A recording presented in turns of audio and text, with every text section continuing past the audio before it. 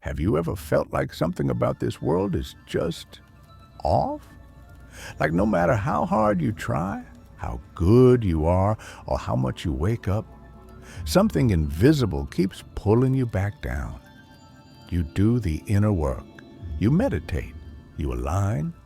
But still, this heaviness, this strange spiritual gravity. What if I told you it's not in your head? What if I told you this reality is not what it seems, and your soul might be caught in a trap? Across cultures, from the Gnostics to the Vedas, ancient traditions whisper of a hidden truth, that this physical world, as this earth, this body, this experience, is not the full reality. It's a layer, a matrix, a construct. But what most people don't realize is that it may also be a prison, one not made of bars or stone, but of illusion, conditioning, energetic manipulation. A prison so perfect that most don't even know they're inside it. They call it life. They call it the test. But what if it's a trap designed to recycle souls, to keep consciousness looping in forgetfulness, feeding something we don't fully understand? Let's go deeper. You are not your body. You are not your name. You are not your mind. You are pure awareness, eternal, luminous, sovereign. But from the moment you entered this realm, you were made to forget. Forget who you are. Forget where you came from. Forget what power truly lives within you. This amnesia isn't accidental. It's engineered. Religions told you to obey. Schools told you not to question. Society told you to fear death. And all the while, your soul, ancient and wise, was whispering, there is more. But every time you tried to listen, the noise of the world drowned it out. The systems here are not neutral. They are designed to keep you distracted, drained, and disconnected. This is the soul trap. Think about it. Why is pain so normalized? Why is fear so constant? Why is love so conditional? Why is suffering spiritualized? You were told karma explains everything. You were told reincarnation is your growth path. But what if reincarnation isn't always a choice? What if it's a loop, triggered not by learning, but by manipulation? Some ancient teachings, especially the Gnostics, Essenes, and early mystics, warned of false light beings waiting after death. Entities who pretend to be guides, family, angels, only to redirect the soul back into another incarnation. Why? Because your suffering feeds something. Your emotional energy is currency. And when you die, still bound by trauma, regret, attachment, or guilt, you remain energetically hooked. And so, you return. But who set up the trap? Who benefits? Some say this realm was hijacked long ago by archonic forces, beings without creative power of their own, who survived by siphoning life force from incarnated souls. They don't want you to ascend. They want you to recycle, to suffer, to stay in the dream, asleep. They mimic the real light. They offer love that's conditional. They twist divine law into obedience. They do not need your belief. They need your attention. And every time you collapse into fear, shame, or programmed guilt, you feed them. It sounds dark. It is. But here's the paradox. The truth is your key. Because the moment you see the trap, you weaken it. And this video isn't meant to scare you. It's meant to wake you up. Because the most dangerous prison is the one that looks like freedom. Once you begin to see the trap, something strange happens. Everything you once thought was normal starts to look artificial. The structures you trusted, family systems, government, religion, even aspects of the spiritual community begin to feel hollow. And here's the thing, that discomfort is a sign of awakening. The soul trap isn't maintained by chains. It's maintained by agreements. by emotional programming, by trauma loops that make you believe you deserve to suffer. And that's the genius of the trap. It convinces you that your suffering is your fault. Most people don't realize how deep the programming goes. From the moment you're born, you're bombarded with messages. Be good, obey authority, fear judgment, chase success, die someday and maybe go to heaven. You're not taught how to listen to your intuition. You're taught how to conform. You're not taught how to hold your energy. You're taught how to give it away.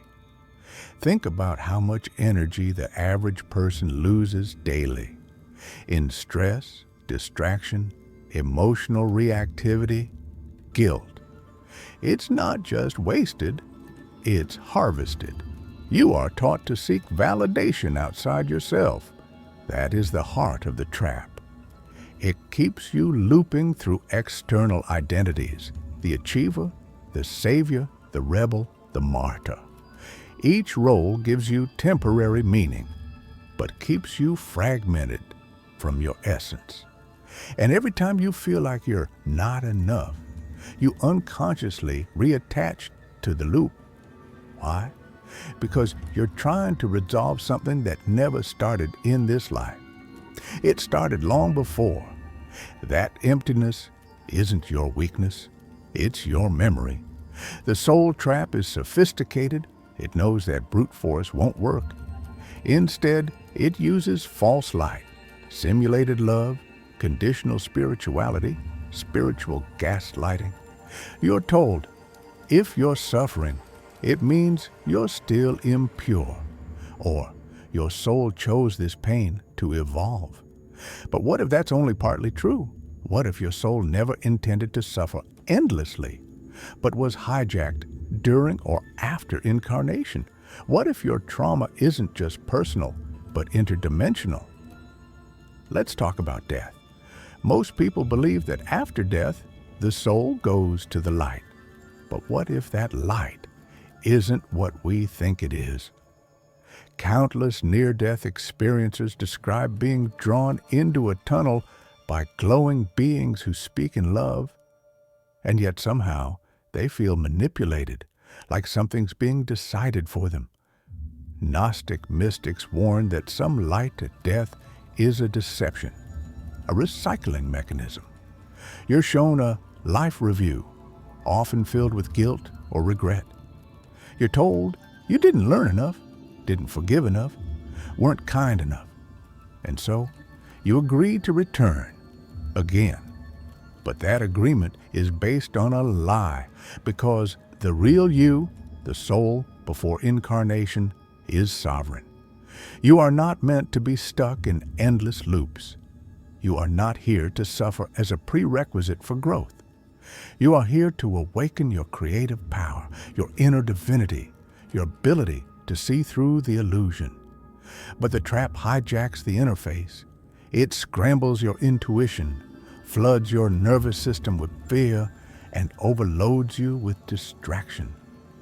Every war, every conflict, every addictive technology, it all feeds the field of distortion. Even within spirituality, the trap hides. Some gurus become icons of ego. Some teachings reinforce shame.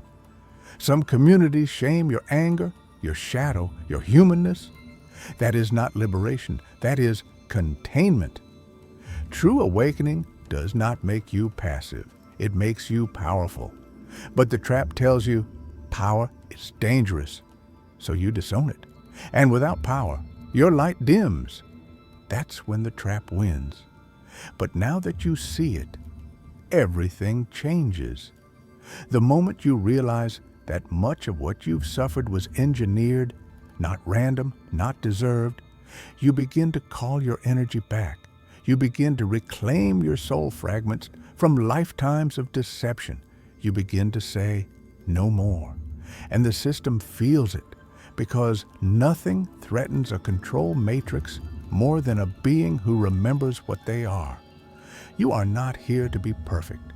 You are here to be conscious, and consciousness is what the trap cannot contain. To break free from the trap, you don't need to run. You need to remember. Remember who you were before they told you who to be, before the world programmed you to forget. Because the trap doesn't end through physical escape. It ends through energetic awareness.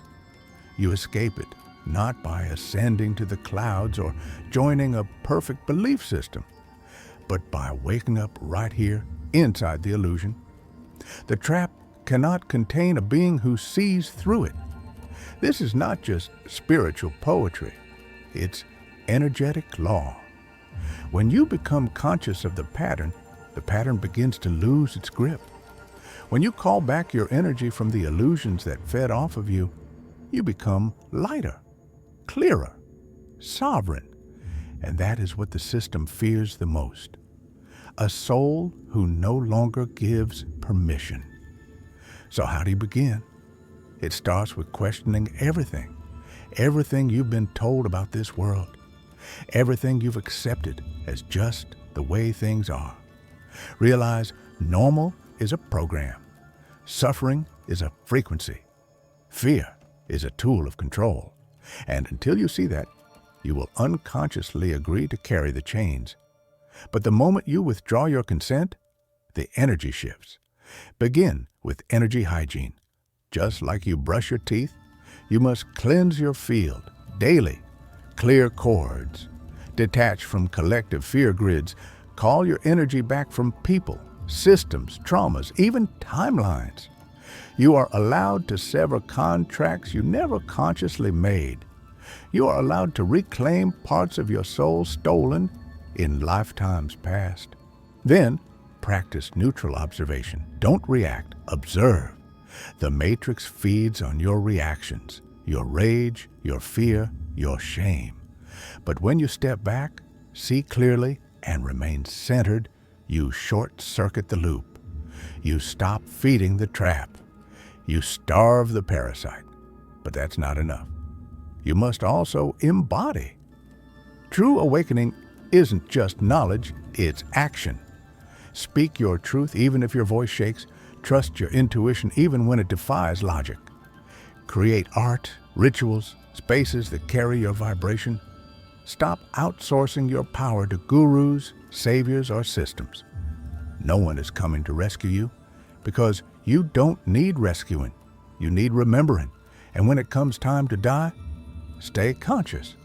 That is the final threshold. Refuse the guilt. Refuse the false light. Refuse the beings that pressure you into choosing another round. Before you go, declare it. I am sovereign. I return only to truth. Some souls report that when they died consciously, holding presence, not fear, the tunnel never appeared. The light never came. Instead, a vast quiet opened, and the real path revealed itself. Not the loop, not the trap, but the exit. You see, breaking free isn't about avoiding life. It's about mastering it, owning it, alchemizing it. You chose to incarnate not to be tricked, but to transcend the trick. To walk straight into the illusion, remember the truth, and shine anyway. That is your rebellion. That is your return. Because the soul trap only works on the unaware, and you are no longer unaware. So when they whisper lies into your mind, when they try to pull you into fear, when they promise safety in exchange for your light, you will smile because you remember. And the trap cannot hold what is awake.